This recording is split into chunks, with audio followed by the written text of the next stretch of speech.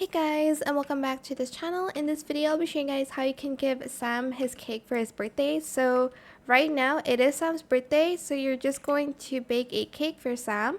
I already baked some cakes before, but I basically used the maple resin in substitute for the bone blossom because I don't have that. And it's going to make a transcendent cake. Transcendent cake. I have two here.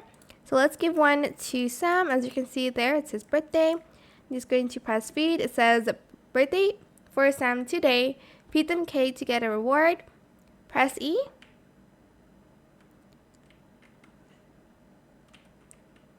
Okay, what do I get from that? Well, I should have gotten something. I don't know. But yeah, that's pretty much it really. It's Sam's birthday. I think it's because I already reached a certain level. I'm not sure. But yeah, that is pretty much it. Happy birthday, Sam. Don't forget to like, comment, share, and also subscribe to this channel if you haven't done that already. If you have any more questions about this video, just leave it in the comment section down below.